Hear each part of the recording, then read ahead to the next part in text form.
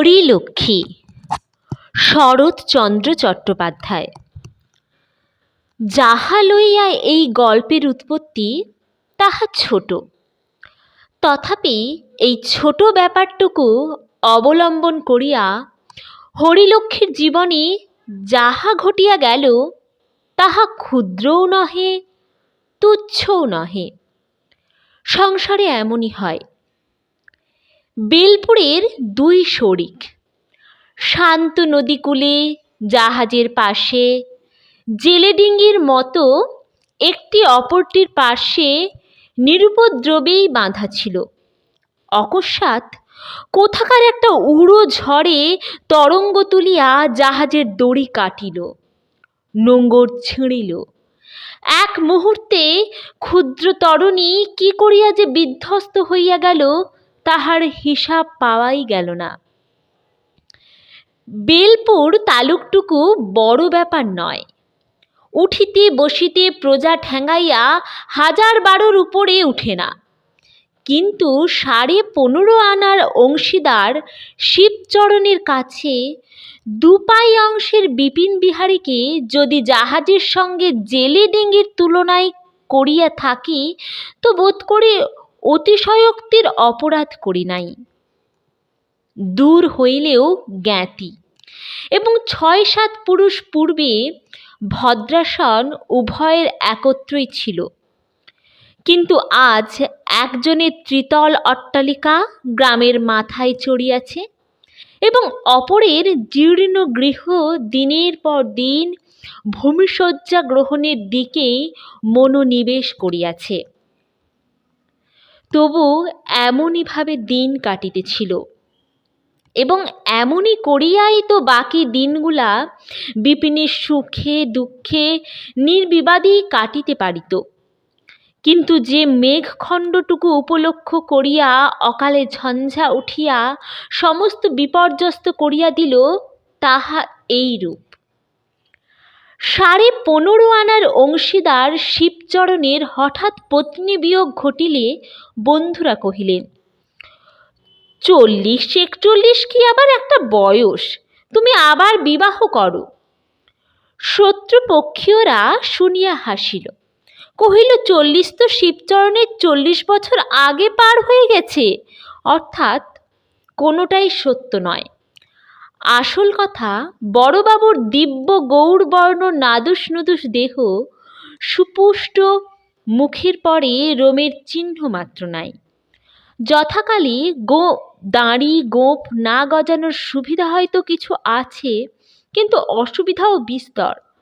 বয়স আন্দাজ করা ব্যাপারে যাহারা নিচের দিকে যাইতে চাহে না, উপরের দিকে তাহারা যে অঙ্কের কোন কোঠায় গিয়া ভর দিয়া দাঁড়াইবে তাহা নিজেরাই ঠাহর করিতে পারে না। সে যাই হোক, অর্থশালী পুরুষের যে কোনো দেশেই বয়সের অজুহাতে বিবাহ আটকায় না। বাংলাদেশে তো নয়। মাস দেড়েক শোক তাপন না করিয়া গেল। তাহার পরে হরিলক্ষ্মীকে বিবাহ করিয়া শিবচরণ বাড়ি আনিলেন। শূন্য গৃহ একদিনেই 16 কলায় পরিপূর্ণ হইয়া উঠিল। কারণ শত্রুপক্ষ যাহাই কেননা বলুক, প্রজাপতি যে সত্যই তাহার প্রতি এবার অতিশয় প্রসন্ন ছিলেন তাহা মানিতেই হইবে। তাহারা গোপনে বলাবলি করিল, পাত্রের তুলনায় নববধূ বয়সের দিক দিয়া একেবারেই যে বেমানান হয় নাই। তবে 2-1টি ছেলে মেয়ে সঙ্গে লইয়া ঘরে ঢুকিলে আর খুঁত ধরিবার কিছু থাকিত না। তবে সে যে সুন্দরী, এ কথা তাহারা স্বীকার করিল। ফলকথা, সচরাচর বড় বয়সের চেয়েও লক্ষ্মীর বয়সটা কিছু বেশি হইয়া গিয়াছিল। বোধ করি 19-এর কম হইবে না। তাহার পিতা আধুনিক নব্যতন্ত্রের লোক, যত্ন করিয়া মেয়েকে বেশি বয়স পর্যন্ত শিক্ষা দিয়া ম্যাট্রিক পাশ করাইয়াছিলেন। তাহার অন্য ইচ্ছা ছিল, শুধু ব্যবসা ফেল করিয়া আকস্মিক দারিদ্র্যের জন্যই এই সুপাত্রে কন্যা অর্পণ করিতে বাধ্য হইয়াছিলেন। লক্ষ্মী শহরের মেয়ে, স্বামীকে 2-4 দিনের নেই চিনিয়া ফেলিল। তাহার মুশকিল হইল এই যে আত্মীয় মিশ্রিত বহু পরিজন পরিবৃত বৃহৎ সংসারের মধ্যে সে মন খুলিয়া কাহারও সহিত মিশিতে পারিল না। ওদিকে শিবচরণের ভালোবাসার তো অন্ত রহিল না। শুধু কেবল বৃদ্ধের তরুণী ভার্যা বলিয়াই নয়, সে যেন একেবারে অমূল্য নিধি লাভ করিল। বাটির আত্মীয় অনাত্মীয়ার দল কোথায় কি করিয়া যে তাহার মন যোগাইবে খুঁজিয়া পাইল না। একটা কথা সে প্রায় শুনিতে পাইত, এইবার মেজ বউয়ের মুখে কালি পড়িল। কি রূপে, কি গুণে, কি বিদ্যা বুদ্ধিতে এতদিনে তাহার গর্ব খর্ব হইল। কিন্তু এত করিয়াও সুবিধা হইল না। মাস দুয়েকের মধ্যে লক্ষ্মী অসুখে পড়িল। এই অসুখের মধ্যেই একদিন মেজ বউয়ের সাক্ষাৎ মিলিল। তিনি বিপিনের স্ত্রী, বড় বাড়ির নূতন বধূর জ্বর শুনিয়া দেখিতে আসিয়াছিলেন। বয়সে বোধ হয় 2-3 বছরের বড়। তিনি যে সুন্দরী তাহা মনে মনে লক্ষ্মী স্বীকার করিল। কিন্তু এই বয়সেই দারিদ্র্যের ভীষণ কষাঘাতের চিহ্ন তাহার সর্বাঙ্গে সুস্পষ্ট হইয়া উঠিয়াছে। সঙ্গে বছর 6 একটি ছেলে, সেও রোগা। লক্ষ্মী শয্যার একধারে সযত্নে বসিতে স্থান দিয়া ক্ষণকাল নিঃশব্দে চাহিয়া চাহিয়া দেখিতে লাগিল। হাতে কয়েক গাছি সোনার চুড়ি ছাড়া আর কোনো অলঙ্কার নাই। পরনে ঈষৎ মলিন একখানি রাঙা পাড়ের ধুতি, বোধহয় তাহার স্বামীর হইবে। পল্লী গ্রামের প্রথা মতো ছেলেটি দিগম্বর নয়। তাহার কোমরে একখানি শিউলি ফুলের ছোপানো ছোট কাপড় জড়ানো। লক্ষ্মী তাহার হাতখানি টানিয়া লইয়া আস্তে আস্তে বলিল, ভাগ্যে জ্বর হয়েছিল, তাই তো আপনার দেখা পেলুম। কিন্তু সম্পর্কে আমি বড় যা হই মেজবউ। শুনেছি মেজ ঠাকুরপো এর চেয়ে ঢের ছোট। মেজবউ হাসি মুখে কহিল, সম্পর্কে ছোট হলে কি তাকে আপনি বলে? লক্ষ্মী কহিল, প্রথম দিন এই যা বললুম, নইলে আপনি বলবার লোক আমি নই। কিন্তু তাই বলে তুমিও যেন আমাকে দিদি বলে ডেকো না, ও আমি সইতে পারবো না। আমার নাম লক্ষ্মী। মেজ বউ কহিল, নামটি বলে দিতে হয় না দিদি, আপনাকে দেখলেই জানা যায়। আর আমার নাম কি জানি কে যে ঠাট্টা করে কমলা রেখেছিলেন, এই বলিয়া সে সকৌতুকে একটুখানি হাসিল মাত্র। হরিলক্ষ্মীর ইচ্ছা ছিল সেও প্রতিবাদ করিয়া বলে, তাহার পানে তাকালেও তোমার নামটি বুঝা যায়। কিন্তু অনুকৃতির মতো শুনাইবার ভয়ে বলিতে পারিল না। কহিল, আমাদের নামের মানে এক। কিন্তু মেজবউ, আমি তোমাকে তুমি বলতে পারলুম, তুমি পারলে না। মেজবউ সহাস্যে জবাব দিল, হঠাৎ নাই পারলুম দিদি। এক বয়স ছাড়া আপনি সকল বিষয়েই আমার বড়। যাক না দুদিন, দরকার হলে বদলে নিতে কতক্ষণ। হরিলক্ষ্মীর মুখে সহসা ইহার প্রত্যুত্তর জোগাইল না। কিন্তু সে মনে বুঝিল এই মেয়েটি প্রথম দিনের পরিচয়টিকে মাখামাখিতে পরিণত করিতে চাহে না। কিন্তু কিছু একটা বলিবার পূর্বেই মেজবউ উঠিবার উপক্রম করিয়া কহিল, এখন তাহলে উঠি দিদি, কাল আবার। লক্ষ্মী বিস্ময়াপন্ন হইয়া বলিল, এখনই যাবে কি রকম, একটু বসো। মেজবউ কহিল, আপনি হুকুম করলে তো বসতেই হবে, কিন্তু আজ যাই দিদি, ওর আসবার সময় হলো। এই বলিয়া সে উঠিয়া দাঁড়াইল এবং ছেলের হাত ধরিয়া যাইবার পূর্বে সহাস্যবদনে কহিল, আসি দিদি, কাল একটু সকাল সকাল আসবো, কেমন? এই বলিয়া ধীরে ধীরে বাহির হইয়া গেল। বিপিনের স্ত্রী চলিয়া গেলে হরিলক্ষ্মী সেই দিকে চাহিয়া চুপ করিয়া পড়িয়া রহিল। এখন জ্বর ছিল না, কিন্তু গ্লানি ছিল। তথাপি কিছুক্ষণের জন্য সমস্ত সে ভুলিয়া গেল। এতদিন গ্রাম ঝাঁটাইয়া কত বউ ঝি যে আসিয়াছে তাহার সংখ্যা নাই, কিন্তু পাশের বাড়ির দরিদ্র ঘরের এই বধূর সহিত তাহাদের তুলনাই হয় না। তাহারা যাচিয়া আসিয়াছে, উঠিতে চাহে না, আর বসিতে বলিলে তো কথাই নাই।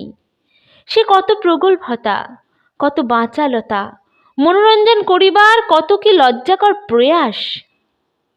ভারাক্রান্ত মন তাহার মাঝে মাঝে বিদ্রোহী হইয়া উঠিয়াছে, কিন্তু ইহাদেরই মধ্যে হইতে অকস্মাৎ কে আসিয়া তাহার রোগশয্যার মুহূর্ত কয়েকের তরে নিজের পরিচয় দিয়া গেল। তাহার বাপের বাড়ির কথা জিজ্ঞাসা করিবার সময় হয় নাই, কিন্তু প্রশ্ন না করিয়াও লক্ষ্মী কি জানি কেমন করিয়া অনুভব করিল তাহার মতো সে কিছুতেই কলিকাতার মেয়ে নয়। পল্লী অঞ্চলে লেখাপড়া জানে বলিয়া বিপিনের স্ত্রীর একটা খ্যাতি আছে। লক্ষ্মী ভাবিল খুব সম্ভব বউটি সুর করিয়া রামায়ণ মহাভারত পড়িতে পারে, কিন্তু তাহার বেশি নহে। যে পিতা বিপিনের মতো দিন দুঃখীর হাতে মেয়ে দিয়াছে, সে কিছু আর মাস্টার রাখিয়া স্কুলে পড়াইয়া পাশ করাইয়া কন্যা সম্প্রদান করে নাই।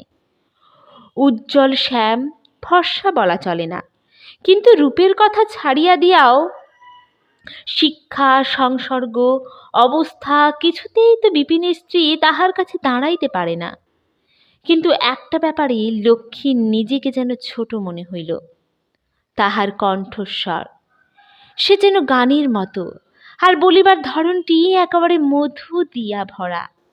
এতটুকু জরিমা নাই, কথাগুলি যেন সে বাড়ি হইতে কণ্ঠস্থ করিয়া আসিয়াছিল, এমনই সহজ।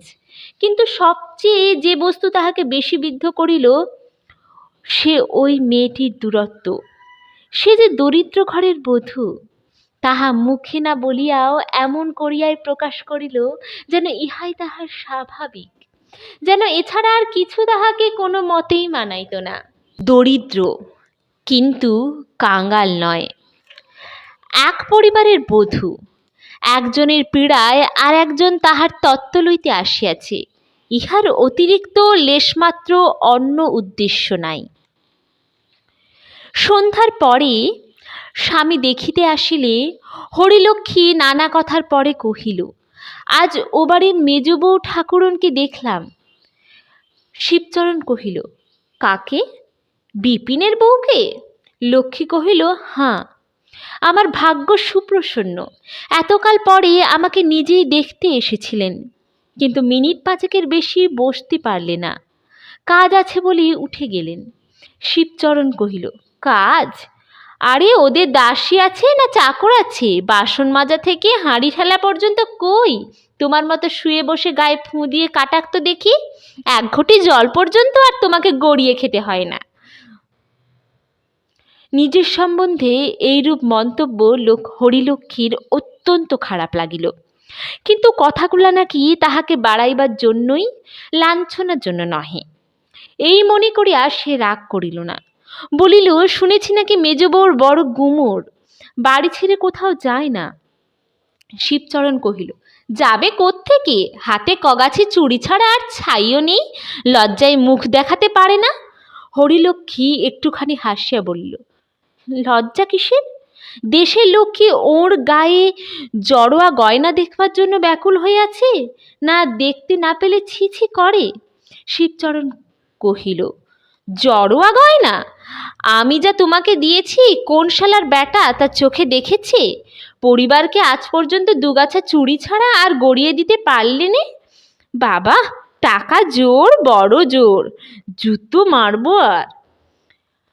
হরিলক্ষ্মী ক্ষুণ্ণ ও অতিশয় লজ্জিত হইয়া বলিল, ছি ছি, ওসব তুমি কি বলছো? শিবচরণ কহিল, না না, আমার কাছে লুকো ছাপা নেই, যা বলবো তার স্পষ্টাস্পষ্টি কথা। হরিলক্ষ্মী নিরুত্তরে চোখ বুজিয়া শুইল। বলবারই বা আছে কি? ইহারা দুর্বলের বিরুদ্ধে অত্যন্ত রূঢ় কথা কঠোর ও কর্কশ করিয়া উচ্চারণ করা কি একমাত্র স্পষ্টবাদিতা বলিয়া জানি। শিবচরণ শান্ত হইল না, বলিতে লাগিল, বিয়েতে যে 500 টাকা ধার নিয়ে গেলি, সুদে আসলে 700-800 হয়েছে, তা খেয়াল আছে? গরিব একধারে পড়ে আছিস, থাক, ইচ্ছে করলে যে কান মলে দূর করে দিতে পারি, দাসীর যোগ্য নয়, আমার পরিবারের কাছে গুমর। হরিলক্ষ্মী পাশ ফিরিয়া শুইল। অসুখের উপরে বিরক্তি ও লজ্জায় তাহার সর্বশরীর যেন ঝিমঝিম করিতে লাগিল। পরদিন দুপুরবেলায় ঘরের মধ্যে মৃদু শব্দে হরিলক্ষ্মী চোখ চাহিয়া দেখিল বিপিনের স্ত্রী বাহির হইয়া যাইতেছে। ডাকিয়া কহিল, মেজ বউ, চলে যাচ্ছ যে? মেজ বউ সলজ্জে ফিরিয়া আসিয়া বলিল, আমি ভেবেছিলাম আপনি ঘুমিয়ে পড়েছেন। আজ কেমন আছেন দিদি? হরিলক্ষ্মী কহিল, আজ ঢের ভালো আছি। কই তোমার ছেলেকে আনোনি? মেজ বউ বলিল, আজ সে হঠাৎ ঘুমিয়ে পড়ল দিদি। হঠাৎ ঘুমিয়ে পড়ল মানে কি? অভ্যাস খারাপ হয়ে যাবে বলে আমি দিনের বেলা বড় ঘুমোতে দিই নে দিদি। হরিলক্ষ্মী জিজ্ঞাসা করিল, রোদে রোদে দুরন্তপনা করে বেড়ায় না? মেজ বউ কহিল, করে বই কি, কিন্তু ঘুমোনোর চেয়ে সে বরঞ্চ ভালো। তুমি নিজে বুঝি কখনো ঘুমোও না? মেজ বউ হাসি মুখে ঘাড় নাড়িয়া বলিল, না। হরিলক্ষ্মী ভাবিয়াছিল মেয়েদের স্বভাবের মতো এবার হয়তো সে তাহার অনবকাশের দীর্ঘ তালিকা দিতে বসিবে, কিন্তু সে সেরূপ কিছুই করিল না। ইহার পরে অন্যান্য কথাবার্তা চলিতে লাগিল। কথায় কথায় হরিলক্ষ্মী তাহার বাপের বাড়ির কথা, ভাই বোনের কথা, মাস্টার মশাইয়ের কথা, স্কুলের কথা, এমনকি তাহার ম্যাট্রিক পাস করবার কথাও গল্প করিয়া ফেলিল। অনেকক্ষণ পরে যখন হুঁশ হইল তখন স্পষ্ট দেখিতে পাইল শ্রোতা হিসাবে মেজ বউ যত ভালোই হোক, বক্তা হিসাবে একেবারে অকিঞ্চিৎকর। নিজের কথা সে প্রায় কিছুই বলে না। প্রথমটা লক্ষ্মী লজ্জা বোধ করিল, কিন্তু তখনই মনে করিল আমার কাছে গল্প করিবার মতো তাহার আছেই বা কি। কিন্তু কাল যেমন এই বধূটির বিরুদ্ধে মন তাহার অপ্রসন্ন হইয়া উঠিয়াছিল, আজ তেমনি ভারী একটা তৃপ্তি বোধ করিল। দেয়ালের মূল্যবান ঘড়িতে নানাবিধ বাজনা বাদ্য করিয়া 3টা বাজিল। মেজ বউ উঠিয়া দাঁড়াইয়া সবিনয় কহিল, দিদি, আজ তাহলে আসি? লক্ষ্মী সকৌতুকে বলিল, তোমার বুঝি ভাই 3টে পর্যন্তই ছুটি? ঠাকুরপো নাকি কাঁটায় কাঁটায় ঘড়ি মিলিয়ে বাড়ি ঢোকেন? মেজ বউ কহিল, আজ তিনি বাড়িতে আছেন। আজ কেন? তবে আরেকটু বসো না। মেজ বউ বসিল না, কিন্তু যাবার জন্যও পা বাড়াইল না। আস্তে আস্তে বলিল, দিদি, আপনার কত শিক্ষা দীক্ষা, কত লেখাপড়া। আমি পাড়া গাঁয়ের। তোমার বাপের বাড়ি বুঝি পাড়া গাঁয়ে? হ্যাঁ দিদি, সে একেবারে অজপল্লী গ্রামে। না বুঝে কাল হয়তো কি বলতে কি বলে ফেলেছি, কিন্তু অসম্মান করবার জন্যে আপনি যে দিব্যি করতে বলবেন দিদি। হরিলক্ষ্মী আশ্চর্য হইয়া কহিল, সে কি মেজ বউ, তুমি তো আমাকে এমন কোনো কথাই বলনি। মেজ বউ এ কথার প্রত্যুত্তরে আর একটা কথাও কহিল না, কিন্তু আসি বলিয়া পুনশ্চ বিদায় লইয়া যখন সে ধীরে ধীরে বাহির হইয়া গেল, তখন কণ্ঠস্বর যেন তাহার অকস্মাৎ আর একরকম শুনাইল। রাত্রিতে শিবচরণ যখন কক্ষে প্রবেশ করিল, তখন হরিলক্ষ্মী চুপ করিয়া শুইয়াছিল। মেজ বউয়ের শেষের কথাগুলো আর তাহার স্মরণ ছিল না। দেহ অপেক্ষাকৃত সুস্থ, মনও শান্ত প্রসন্ন ছিল। শিবচরণ জিজ্ঞাসা করিল, কেমন আছো বড় বউ? লক্ষ্মী উঠিয়া বসিয়া কহিল, ভালো আছি। শিবচরণ কহিল, সকালের ব্যাপার জানো তো?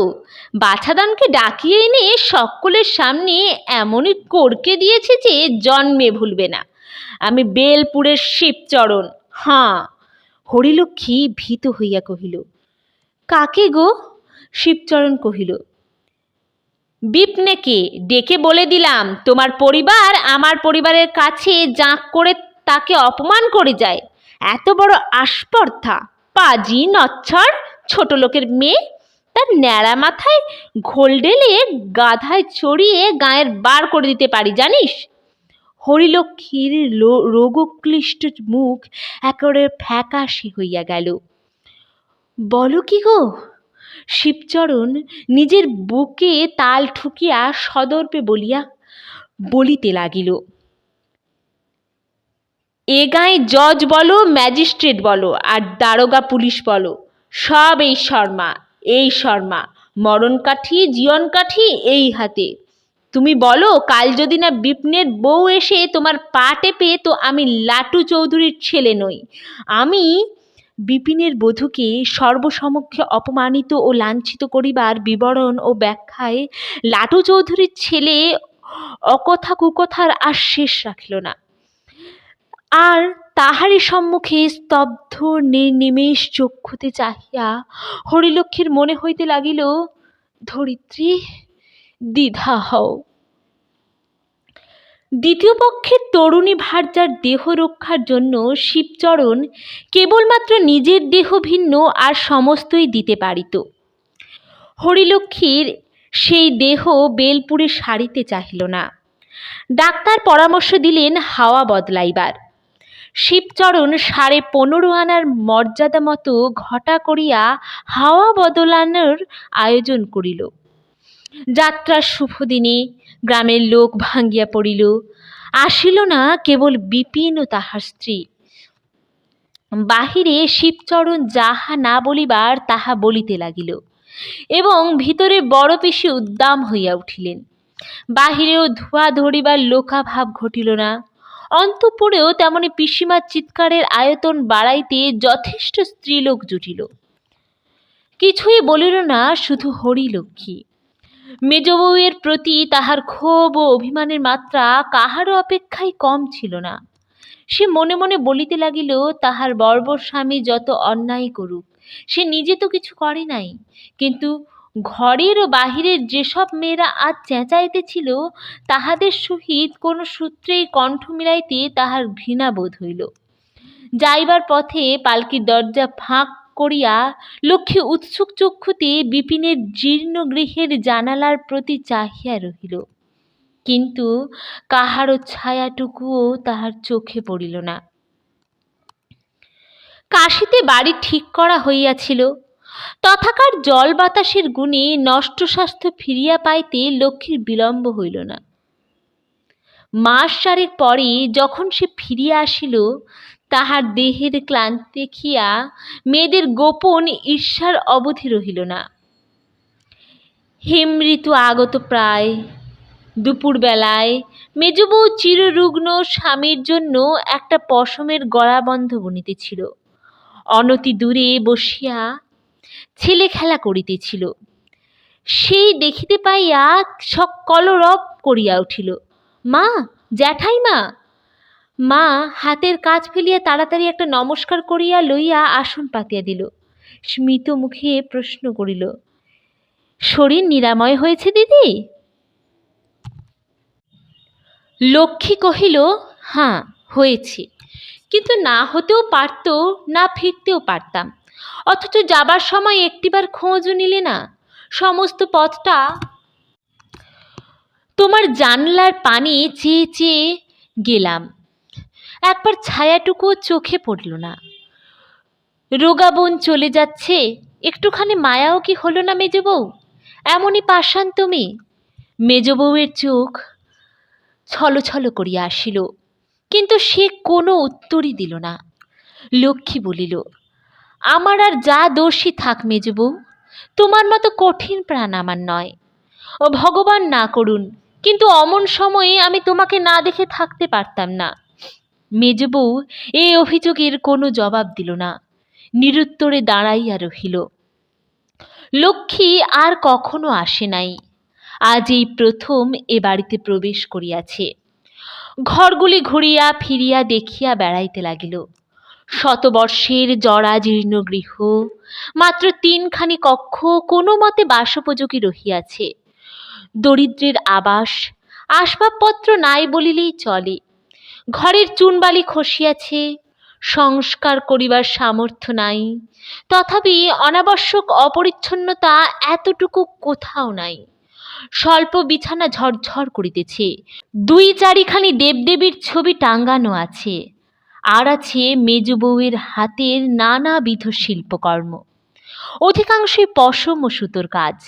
তাহা শিক্ষানবিশের হাতের লাল ঠোঁটওয়ালা সবুজ রঙের টিয়া পাখি অথবা 5 রঙা বেড়ালের মূর্তি নয়। মূল্যবান ফ্রেমে আটা লাল, নীল, বেগুনি, ধূসর পাংশুটি নানা বিচিত্র রঙের সমাবেশে পশমে বোনা ওয়েলকাম, আসুন বসুন অথবা বানান ভুল গীতার শ্লোকার্থও নয়। লক্ষ্মী সবিস্ময়ে জিজ্ঞাসা করিল, ওটি কার ছবি মেজবউ? যেন চেনা চেনা ঠেকছে। মেজবউ সলজ্জে হাসিয়া কহিল, ওটি তিলক মহারাজের ছবি দেখে বোনবার চেষ্টা করেছিলাম দিদি, কিন্তু কিছুই হয়নি। এই কথা বলিয়া সম্মুখের দেয়ালে টাঙানো ভারতের কৌস্তভ মহাবীর তিলকের ছবি আঙুল দিয়ে দেখাইয়া দিল। লক্ষ্মী বহুক্ষণ সেই দিকে চাহিয়া থাকিয়া আস্তে আস্তে বলিল, চিনতে পারিনি, সে আমারই দোষ মেজবউ, তোমার নয়। আমাকে শেখাবে ভাই? এ বিদ্যে শিখতে যদি পারি তো তোমাকে গুরু বলে মানতে আমার আপত্তি নেই। মেজবউ হাসিতে লাগিল। সেদিন ঘণ্টা ৩-৪ পরে বিকালে যখন লক্ষ্মী বাড়ি ফিরিয়া আসিল, তখন এই কথাই স্থির করিয়া গেল যে কলা শিল্প শিখিতে কাল হইতে সে প্রত্যহ আসিবে। আসিতেও লাগিল, কিন্তু ১০-১৫ দিনেই স্পষ্ট বুঝিতে পারিল এ বিদ্যা শুধু কঠিন নয়, অর্জন করিতেও সুদীর্ঘ সময় লাগিবে। একদিন লক্ষ্মী কহিল, কই মেজবউ, তুমি আমাকে যত্ন করে শেখাও না?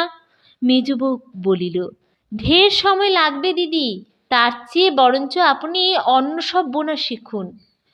লক্ষ্মী মনে মনে রাগ করিল, কিন্তু তাহা গোপন করিয়া জিজ্ঞাসা করিল, তোমার শিখতে কতদিন লেগেছিল মেজবউ? মেজবউ জবাব দিল, আমাকে কেউ তো শেখায়নি দিদি, নিজের চেষ্টাতেই একটু একটু করে। লক্ষ্মী বলিল, তাইতেই, নইলে পরের কাছে শিখতে গেলে তোমারও সময়ের হিসাব থাকতো।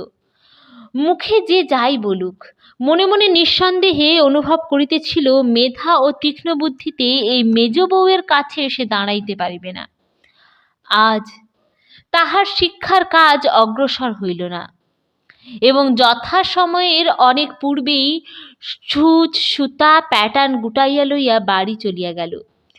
পরদিন আসিল না এবং এই প্রথম প্রত্যহ আশায় তাহার ব্যাঘাত ঘটিল। ৩-৪ পরে আবার একদিন হরিলক্ষ্মী তাহার সূচ সুতার বাক্স হাতে করিয়া এ বাটিতে আসিয়া উপস্থিত হইল।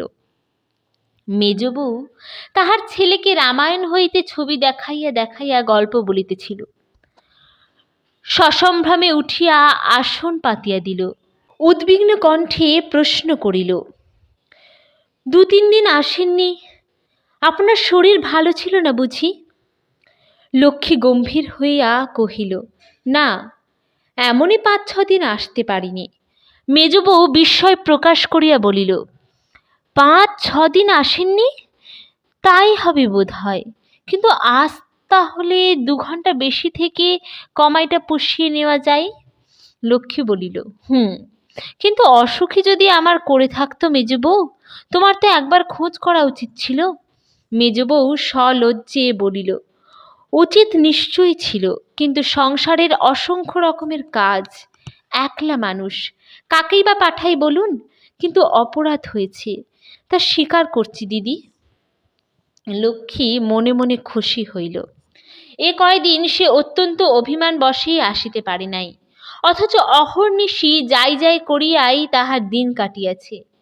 এই মেজবউ ছাড়া শুধু গৃহে কেন, সমস্ত গ্রামের মধ্যেও আর কেহ নাই যাহার সহিত সে মন খুলিয়া মিশিতে পারে। ছেলে নিজের মনে ছবি দেখিতেছিল। হরিলক্ষ্মী তাহাকে ডাকিয়া কহিল, নিখিল, কাছে এসো তো বাবা। সে কাছে আসিলে লক্ষ্মী বাক্স খুলিয়া একগাছি সরু চোনা চেন তাহার গলায় পরাইয়া দিয়া বলিল, যাও খেলা করোগে। মায়ের মুখ গম্ভীর হইয়া উঠিল। সে জিজ্ঞাসা করিল, আপনি কি ওটা দিলেন নাকি? লক্ষ্মী স্মিত মুখে জবাব দিল, দিলাম বই কি। মেজবউ কহিল, আপনি দিলেই বা ও নেবে কেন? লক্ষ্মী অপ্রতিভ হইয়া উঠিল, কহিল, জ্যাঠাইমা কি একটা হার দিতে পারে না? মেজ বউ বলিল, তা জানি নে দিদি, কিন্তু এ কথা নিশ্চয় জানি, মা হয়ে আমি নিতে দিতে পারি নে। নিখিল, ওটা খুলে তোমার জ্যাঠাইমাকে দিয়ে দাও। দিদি, আমরা গরিব, কিন্তু ভিখিরি নই। কোনো একটা দামি জিনিস হঠাৎ পাওয়া গেল বলেই দুহাত পেতে নেব, তা নিইনি। লক্ষ্মী স্তব্ধ হইয়া বসিয়া রহিল। আজও তাহার মনে হইতে লাগিল, পৃথিবী, দ্বিধা হও। যাবার সময়ে সে কহিল, কিন্তু এ কথা তোমার ভাসুরের কানে যাবে মেজ বউ। মেজ বউ বলিল, তার অনেক কথা আমার কানে আসে, আমার একটা কথা তার কানে গেলে কান অপবিত্র হবে না। লক্ষ্মী কহিল, বেশ, পরীক্ষা করে দেখলেই হবে। একটু থামিয়া বলিল, আমাকে খামোকা অপমান করার দরকার ছিল না মেজ বউ, আমিও শাস্তি দিতে জানি। মেজ বউ বলিল, এ আপনার রাগের কথা, নইলে আমি যে আপনাকে অপমান করিনি, শুধু আমার স্বামীকেই খামোকা অপমান করতে আপনাকে দিইনি, এ বোঝবার শিক্ষা আপনার আছে। লক্ষ্মী কহিল, তা আছে, নেই শুধু তোমাদের পাড়া গিয়ে মেয়ের সঙ্গে কোঁদল করবার শিক্ষা। মেজ বউ এই কটূক্তির জবাব দিল না, চুপ করিয়া রহিল। লক্ষ্মী চলিতে উদ্যত হইয়া বলিল, ওই হারটুকুর দাম যাই হোক, ছেলেটাকে স্নেহ বশেই দিয়েছিলাম, তোমার স্বামীর দুঃখ দূর হবে ভেবে দিইনি। মেজ বউ, বড়লোক মাত্রেই গরিবকে শুধু অপমান করে বেড়ায়, এইটুকুই কেবল শিখে রেখেছ। ভালোবাসতেও যে পারে, এ তুমি শেখোনি। শেখা দরকার, তখন কিন্তু গিয়ে হাতে পায়ে পড়ো না। প্রত্যুত্তরে মেজ বউ শুধু একটু মুচকিয়া হাসিয়া বলিল, না দিদি, সে ভয় তোমাকে করতে হবে না। বন্যার চাপে মাটির বাঁধ যখন ভাঙিতে শুরু করে, তখন তাহার অকিঞ্চিৎকর আরম্ভ দেখিয়া মনে করাও যায় না যে অবিশ্রান্ত জলপ্রবাহ এত অল্পকাল মধ্যেই ভাঙনটাকে এমন ভয়াবহ, এমন সুবিশাল করিয়া তুলিবে। ঠিক এমনই হইল হরিলক্ষ্মীর। স্বামীর কাছে বিপিন ও তাহার স্ত্রীর বিরুদ্ধে অভিযোগের কথাগুলো যখন তাহার সমাপ্ত হইল, তখন তাহার পরিণাম কল্পনা করিয়া সে নিজেই ভয় পাইল। মিথ্যা বলা তাহার স্বভাবও নহে, বলিতেও তাহার শিক্ষা ও মর্যাদায় বাধে, কিন্তু দুর্নিবার জলস্রোতের মতো যে সকল বাক্য আপন ঝোঁকেই তাহার মুখ দিয়া ঠেলিয়া বাহির হইয়া আসিল, তাহার অনেকগুলি যে সত্য নহে তাহা নিজেই সে চিনিতে পারিল। অথচ তাহার গতিরোধ করাও যে তাহার সাধ্যের বাহিরে, ইহাও অনুভব করিতে লক্ষ্মীর বাকি রহিল না। শুধু একটা ব্যাপার সে ঠিক এতখানি জানিত না, সে তাহার স্বামীর স্বভাব। তাহা যেমন নিষ্ঠুর, তেমনি প্রতিহিংসাপরায়ণ এবং তেমনি বর্বর। পীড়ন করিবার কোথায় যে সীমা, সে যেন তাহা জানেই না। আজ শিবচরণ আস্ফালন করিল না, সমস্তটাই শুনিয়া শুধু কহিল, আচ্ছা, মাস ছয়েক পরে দেখো, বছর ঘুরবে না সে ঠিক। অপমান ও লাঞ্ছনার জ্বালা হরিলক্ষ্মীর অন্তরে জ্বলিতেই ছিল। বিপিনের স্ত্রী ভালোরূপ শাস্তি ভোগ করে তাহা সে যথার্থই চাহিতেছিল, কিন্তু শিবচরণ বাহিরে চলিয়া গেলে তাহার মুখের এই সামান্য কয়েকটা কথা বার বার মনের মধ্যে আবৃত্তি করিয়া লক্ষ্মী মনের মধ্যে আর স্বস্তি পাইল না। কোথায় কি একটা ভারী খারাপ হইল, এমনই তাহার বোধ হইতে লাগিল। দিন কয়েক পরে কি একটা কথার প্রসঙ্গে হরিলক্ষ্মী হাসি মুখে স্বামীকে জিজ্ঞাসা করিল, ওদের সম্বন্ধে কিছু করছো নাকি? কাদের সম্বন্ধে? বিপিন ঠাকুরপোদের সম্বন্ধে। শিবচরণ নিস্পৃহভাবে কহিল, কী বা করব, আর কী বা করতে পারি, আমি সামান্য ব্যক্তি বই তো না। হরিলক্ষ্মী উদ্বিগ্ন হইয়া কহিল, এ কথার মানে? শিবচরণ বলিল, মেজবউ বলে থাকেন কি না, রাজত্বটা তো আর বট ঠাকুরের নয়, ইংরাজ গভর্নমেন্টের। হরিলক্ষ্মী কহিল, বলেছে নাকি? কিন্তু আচ্ছা, কি আচ্ছা? স্ত্রী একটুখানি সন্দেহ প্রকাশ করিয়া বলিল, কিন্তু মেজবউ তো ওরকম কথা বড় একটা বলে না। ভয়ানক চালাক কি না, অনেকে আবার বাড়িয়েও হয়তো তোমার কাছে বলে যায়। শিবচরণ কহিল, আশ্চর্য নয়, তবে কি না কথাটা আমি নিজের কানেই শুনেছি। হরিলক্ষ্মী বিশ্বাস করিতে পারিল না, কিন্তু তখনকার মতো স্বামীর মনোরঞ্জনের নিমিত্ত সহসা কোপ প্রকাশ করিয়া বলিয়া উঠিল, বলো কি গো, এত বড় অহংকার! আমাকে না হয় যা খুশি বলেছে, কিন্তু ভাসুর বলে তোমার তো একটা সম্মান থাকা দরকার।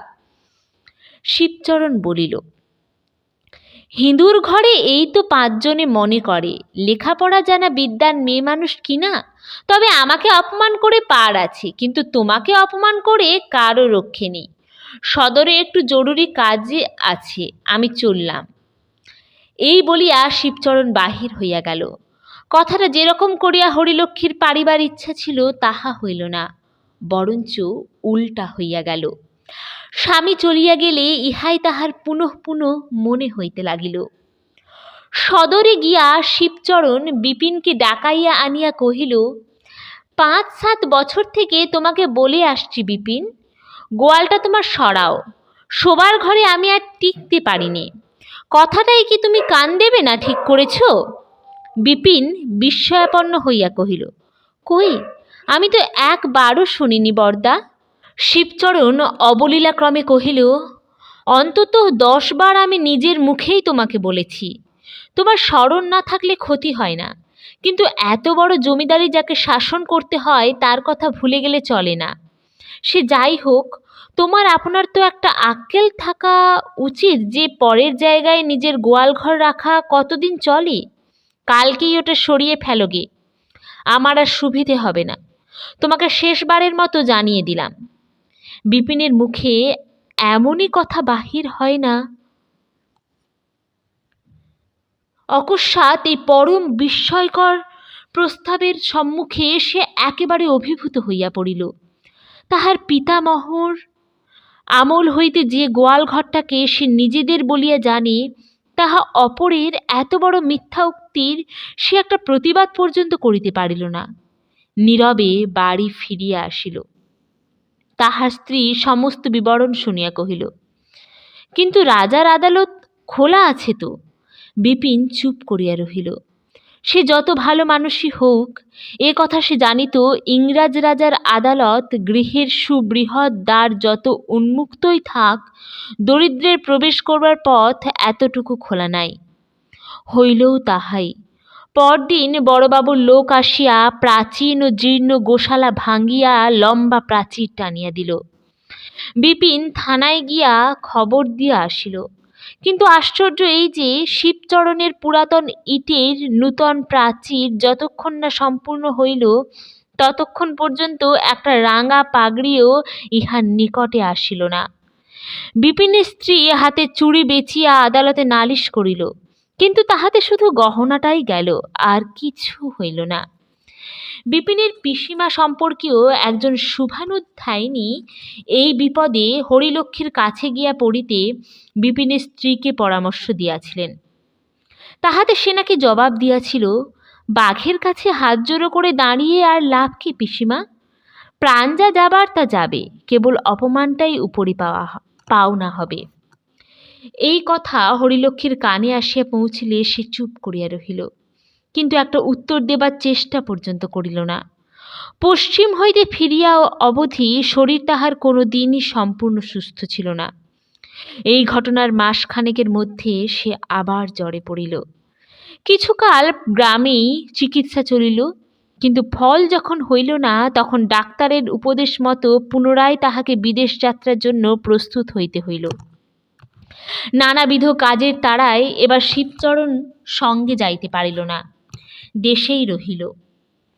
যাবার সময় সে স্বামীকে একটা কথা বলিবার জন্য মনে মনে ছটফট করিতে লাগিল, কিন্তু মুখ ফুটিয়া কোনো মতেই সে এই লোকটির সম্মুখে সে কথা উচ্চারণ করিতে পারিল না।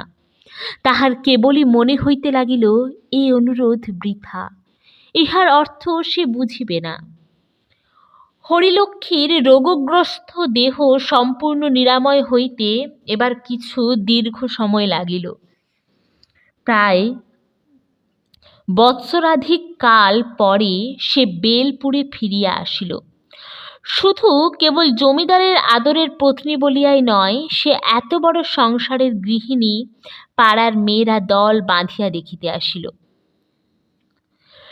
যে সম্বন্ধে বড় সে আশীর্বাদ করিল, যে ছোট সে প্রণাম করিয়া পায়ের ধুলা লইল। আসিল না শুধু বিপিনের স্ত্রী, সে যে আসিবে না হরিলক্ষ্মী তাহা জানিত। এই একটা বছরের মধ্যে তাহারা কেমন আছে, যে সকল ফৌজদারি ও দেওয়ানি মামলা তাহাদের বিরুদ্ধে চলিতেছিল তাহার ফল কি হইয়াছে, এসব কোনো সংবাদই সে কাহারও কাছে জানিবার চেষ্টা করে নাই। শিবচরণ কখনো বাটিতে, কখনো বা পশ্চিমে স্ত্রীর কাছে গিয়া বাস করিতেছিলেন। যখনই দেখা হইয়াছে সর্বাগ্রে ইহাদের কথাই তাহার মনে হইয়াছে, অথচ একটা দিনের জন্য স্বামীকে প্রশ্ন করে নাই। প্রশ্ন করিতে তাহার যেন ভয় করিত। মনে করিত এতদিনে হয়তো যা হোক একটা বোঝাপড়া হইয়া গেছে, হয়তো ক্রোধের সে প্রখরতা আর নাই।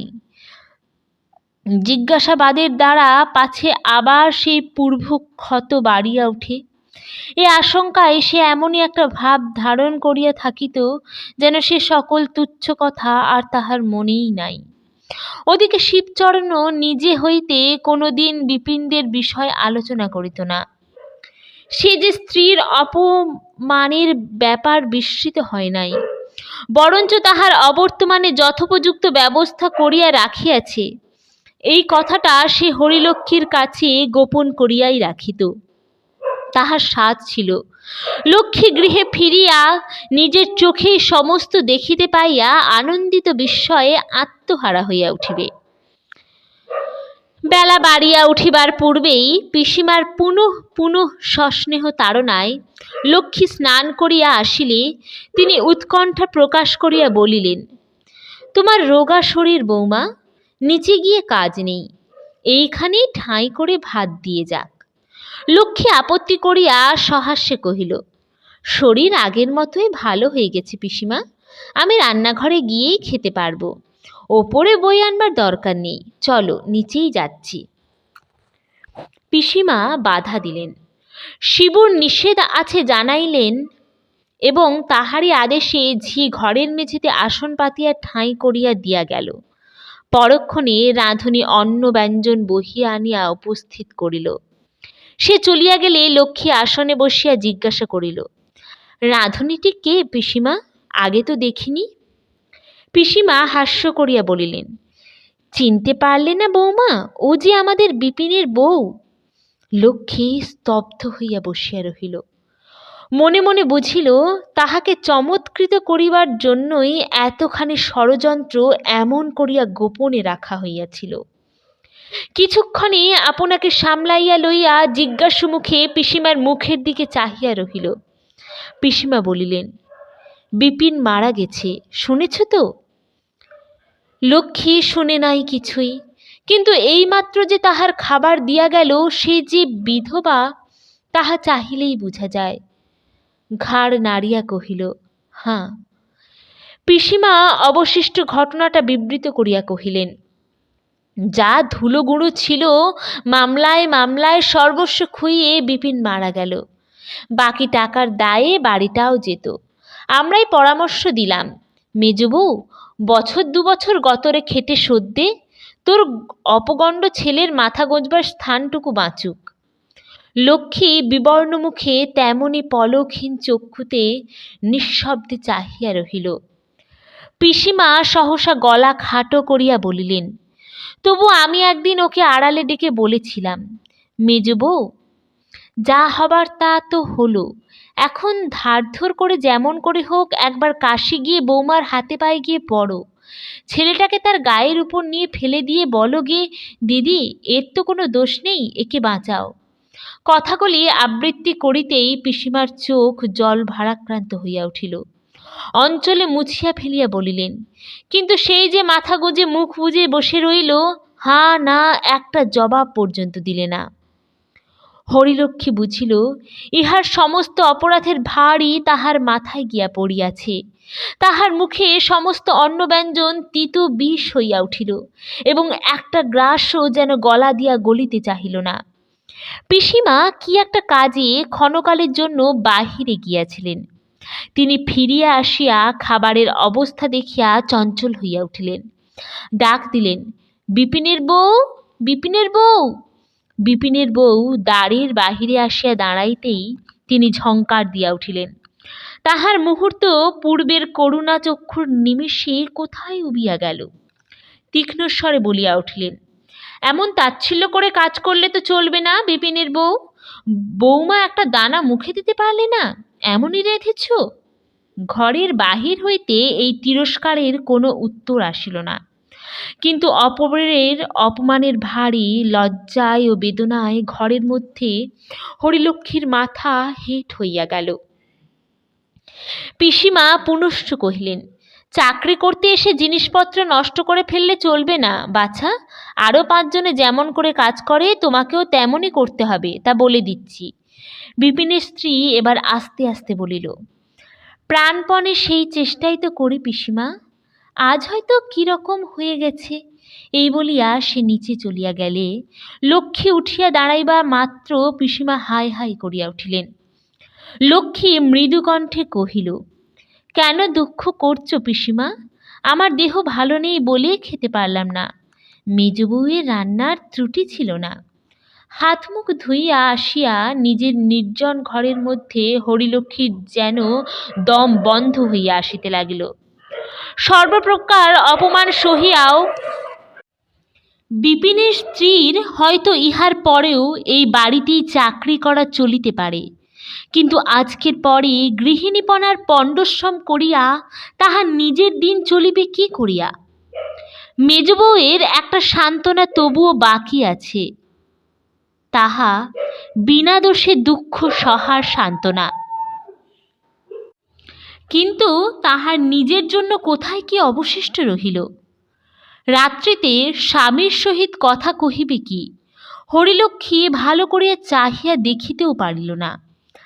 আজ তাহার মুখের একটা কথায় বিপিনের স্ত্রীর সকল দুঃখ দূর হইতে পারিত, কিন্তু নিরুপায় নারীর প্রতি যে মানুষ এত বড় শোধ লইতে পারে তাহার পৌরুষে বাধে না। তাহার কাছে ভিক্ষা চাহিবার হীনতা স্বীকার করিতে কোনো মতেই লক্ষ্মীর প্রবৃত্তি হইল না। শিবচরণ ঈষৎ হাসিয়া প্রশ্ন করিল, মেজ বৌমার সঙ্গে হলো দেখা? বলি কেমন রাঁধছে? হরিলক্ষ্মী জবাব দিতে পারিল না। তাহার মনে হইল এই লোকটি তাহার স্বামী এবং সারা জীবন ইহারই ঘর করিতে হইবে মনে করিয়া তাহার মনে হইল পৃথিবী দ্বিধা হও। পরদিন সকালে উঠিয়াই লক্ষ্মী দাসীকে দিয়া পিসিমাকে বলিয়া পাঠাইল, তাহার জ্বর হইয়াছে, সে কিছুই খাইবে না। পিসিমা ঘরে আসিয়া জেরা করিয়া লক্ষ্মীকে অতিষ্ঠ করিয়া তুলিলেন। তাহার মুখের ভাবে ও কণ্ঠস্বরে তাহার কেমন যেন সন্দেহ হইল। লক্ষ্মী কি একটা গোপন করিবার চেষ্টা করিতেছে। কহিলেন, কিন্তু তোমার তো সত্যি অসুখ করেনি বৌমা? লক্ষ্মী মাথা নাড়িয়া জোর করিয়া বলিল, আমার জ্বর হয়েছে, আমি কিচ্ছু খাব না। ডাক্তার আসিলে তাহাকে দ্বারের বাহির হইতেই লক্ষ্মী বিদায় করিয়া দিয়া বলিল, আপনি তো জানেন আপনার ওষুধে আমার কিছুই হয় না, আপনি যান। শিবচরণ আসিয়া অনেক কিছু প্রশ্ন করিল, কিন্তু একটা কথারও উত্তর পাইল না। আরও 2-3 দিন যখন এমনই করিয়া কাটিয়া গেল, তখন বাড়ির সকলেই কেমন যেন অজানা আশঙ্কায় উদ্বিগ্ন হইয়া উঠিল। সেদিন বেলা প্রায় 3য় প্রহর। লক্ষ্মী স্নানের ঘর হইতে নিঃশব্দ মৃদুপদে প্রাঙ্গণের এক ধার দিয়া উপরে যাইতেছিল। পিসিমা রান্নাঘরের বারান্দা হইতে দেখিতে পাইয়া চিৎকার করিয়া উঠিলেন, দেখো বৌমা, বিপিনের বউয়ের কাজ। মেজ বউ শেষকালে চুরি শুরু করলে? হরিলক্ষ্মী কাছে গিয়া দাঁড়াইল। মেজ বউ মেঝের উপর নির্বাক অধোমুখে বসিয়া একটা পাত্রে অন্নব্যঞ্জন গামছা ঢাকা দেওয়া সম্মুখে রাখা। পিসিমা দেখাইয়া বলিলেন, তুমিই বলো বৌমা, এত ভাত তরকারি একটা মানুষে খেতে পারে? ঘরে নিয়ে যাওয়া হচ্ছে ছেলের জন্যে, অথচ বারবার করে মানা করে দেওয়া হয়েছে। শিবচরণের কানে গেলে আর রক্ষে থাকবে না, ঘাড় ধরে দূর দূর করে তাড়িয়ে দেবে। বৌমা, তুমি মনিব, তুমি এর বিচার করো। এই বলিয়া পিসিমা যেন একটা কর্তব্য শেষ করিয়া হাঁপ ফেরিয়া বাঁচিলেন। তাহার চিৎকার শব্দে বাড়ির চাকর দাসী লোকজন যে যেখানে ছিল তামাশা দেখিতে ছুটিয়া আসিয়া দাঁড়াইল। আর তাহারই মধ্যে নিঃশব্দে বসিয়া ও বাড়ির মেজ বউ ও তাহার কর্ত্রী এ বাড়ির গৃহিণী। এত ছোট এত তুচ্ছ বস্তু লইয়া এত বড় কদর্য কাণ্ড বাঁধিতে পারে? লক্ষ্মীর তাহার স্বপ্নের অগোচর। অভিযোগের জবাব দিবে কি? অপমানী অভিমানী লজ্জায় সে মুখ তুলিতেই পারিল না। লজ্জা অপরের জন্য নয়, সে নিজের জন্যই। চোখ দিয়া তাহার জল পড়িতে লাগিল। তাহার মনে হইল এত লোকের সম্মুখে সেই যেন ধরা পড়িয়া গেছে এবং বিপিনের স্ত্রী তাহার বিচার করিতে বসিয়াছে। মিনিট 2-3 এমনইভাবে থাকিয়া সহসা প্রবল চেষ্টায় লক্ষ্মী আপনাকে সামলাইয়া লইয়া কহিল, পিসিমা, তোমরা সবাই একবার এ ঘর থেকে যাও। তাহার ইঙ্গিতে সকলে প্রস্থান করিলে লক্ষ্মী ধীরে ধীরে মেজ বউয়ের কাছে গিয়া বসিল। হাত দিয়া তাহার মুখ তুলিয়া ধরিয়া দেখিল তাহারও 2 চোখ বাহিয়া জল পড়িতেছে। কহিল, মেজ বউ, আমি তোমার দিদি। এই বলিয়া নিজের অঞ্চল দিয়া তাহার অশ্রু মুছাইয়া দিল।